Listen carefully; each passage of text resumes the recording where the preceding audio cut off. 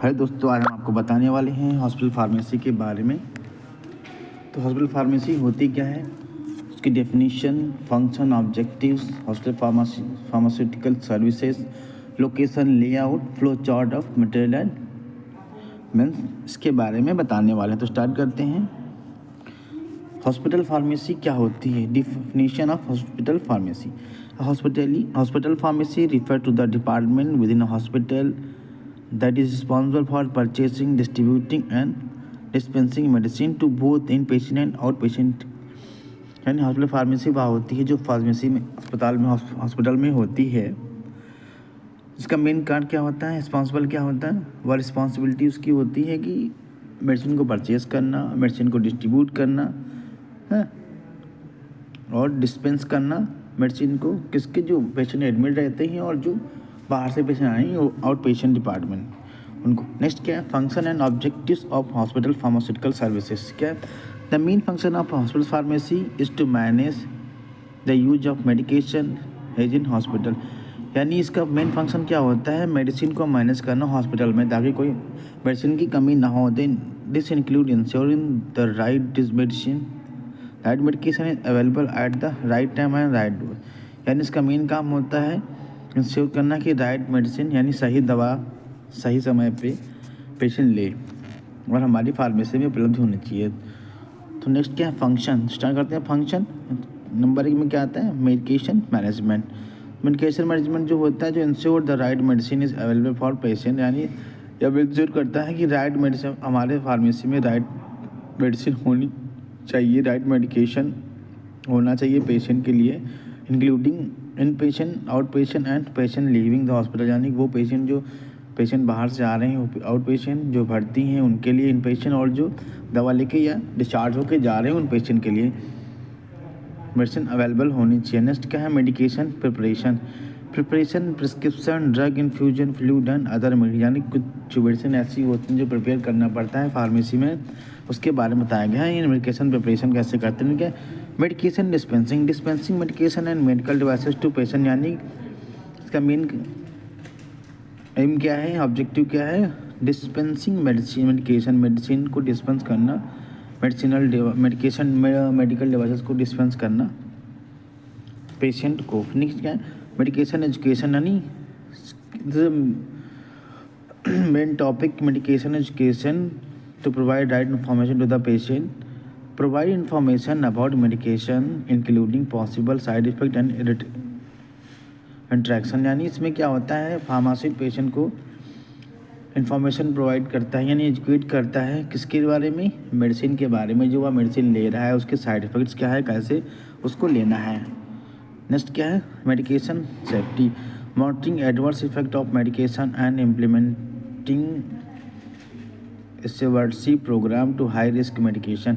यानी medication safety क्या है, फार्मास्यूटिकल को मॉनिटर करना पड़ता है क्या, एडवर्स इफेक्ट ऑफ मेडिसिन का एडवर्स इफेक्ट क्या होता है, ताकि वो पेशेंट को पहले बताया जा सके या उसको रूल आउट किया जा सके, यानी उसको देखा जा सके। मेडिकेशन रिसर्च क्या है, participating in clinical trial and research project. यानी फार्मासिस्ट को पार्टिसिपेट करना चाहिए और ज़्यादा नॉलेज के लिए इसमें क्लिनिकल ट्रायल में और रिसर्च प्रोजेक्ट्स में पार्टिसिपेट करना चाहिए। मेडिकेशन इन्वेंट्री, यानी maintain inventory of medication including vaccine and antivirus. यानी फार्मासिस्ट को अपनी फार्मेसी की इन्वेंट्री मेंटेन करनी चाहिए ताकि कोई भी वैक्सीन या IV फ्लूइड या कोई भी अदर मेडिसिन कम ना पड़े, यानी पेशेंट को टाइम टू टाइम मिलती रहे।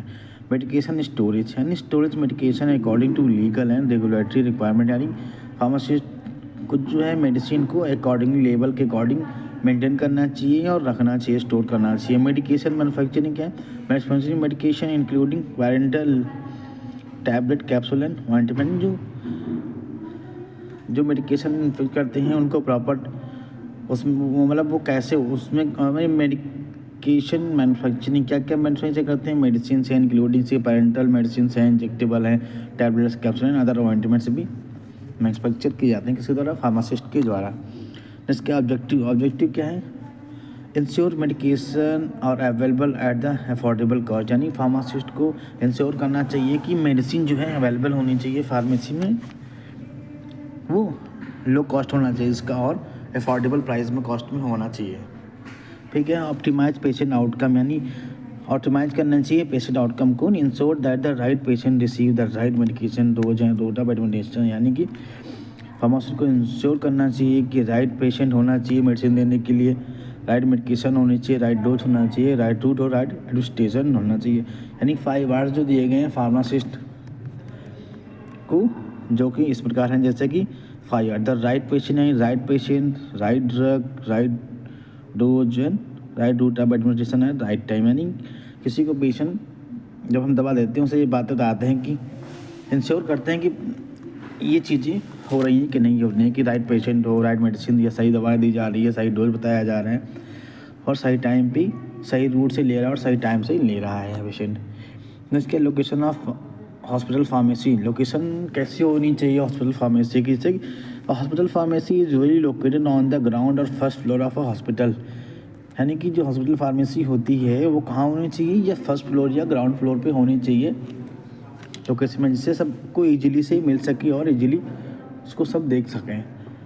Close to out patient area and nursing station, यानी OPD के पास होना चाहिए और नर्सिंग एरिया के पास होना चाहिए।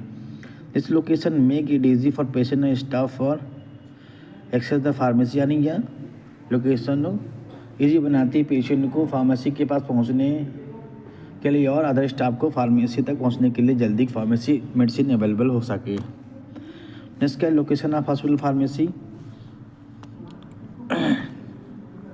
ये हमारा हो गया location.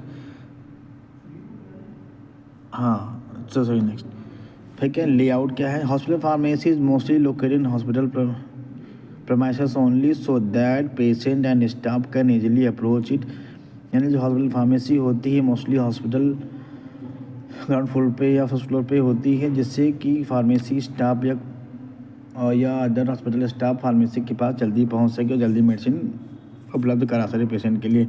In the multi stored building of the hospital the pharmacy should be preferable located on the ground floor easily the dispensing unit. तो क्या इसका फ्लो चार्ट है? एसेप्टिक एरिया होती है, मैन्युफैक्चरिंग सेक्शन होता है, रॉ मटेरियल स्टोर होते हैं, फिनिश प्रोडक्ट होता है, पासेज होता है आने जाने के लिए, एडमिनिस्ट्रेटिव ब्लॉक होता है, सेक्शन होता है, डिस्पेंसिंग एरिया होती है और ओपन स्पेस होता है इस लेआउट में। फिर हमारा नेक्स्ट क्या है? General flow chart for materials है। मटेरियल्स के जनरल फ्लो चार्ट क्या है?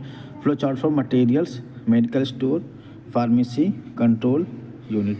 तो फ्लो चार्ट फॉर मटेरियल सबसे पहले क्या है? Manufacturing of other doses form, फिर क्वालिटी कंट्रोल आता है, pharmacy, inpatient department, out patient department, medical store, parenteral, ये सारे ही फ्लो चार्ट में आते हैं। नेक्स्ट क्या है? General flow chart for men's, इसमें क्या एडमिनिस्ट्रेटर आता है, हेड ऑफ फार्मेसी सर्विस जो एम फार्म होना चाहिए। फिर क्या है? डिस्पेंसिंग केमिस्ट डी फार्म होना चाहिए इसमें, जो इन IPD और OPD पेशेंट को मेडिसिन डिस्ट्रीब्यूट कर सके। नेक्स्ट क्या है? क्लिनिकल फार्मासिस्ट होना चाहिए, वो बी फार्म का होना चाहिए। क्वालिटी कंट्रोल फार्मासिस्ट होना चाहिए, जो एम फार्म होना चाहिए। Medical stores pharmacist B pharm D pharm होना चाहिए। मैन्युफैक्चरिंग केमिस्ट एम फार्म का होना चाहिए। इसमें क्या है? मैन्युफैक्चरिंग ऑफ IV फ्लूइड्स वो बी फार्म एम फार्म का होना चाहिए और other manufacturing services B pharm में का होना चाहिए, यानी ग्रेजुएट होना चाहिए बी फार्म। फिर नेक्स्ट क्या? Flow chart for requirement of a hospital pharmacist, इसमें क्या है? Flow chart director, superintendent of pharmaceutical services और चीफ केमिस्ट या चीफ फार्मासिस्ट एम फार्म का होना चाहिए। इसमें क्या है? फार्मासिस्ट ड्रग डिस्ट्रीब्यूशन डिपार्टमेंट के लिए बी फार्म होना चाहिए। फार्मेसी मेडिकल स्टोर होना चाहिए। 2 pharmacist B pharm D pharm जो मेडिसिन डिस्ट्रीब्यूशन के लिए होते हैं। Post graduate pharmacist for quality control के लिए होता है। नेक्स्ट क्या है? Pharmacy record on the basis of bed strength, यानी कि कितनी फार्मेसी रिकॉर्ड होते हैं, नंबर ऑफ बेड्स।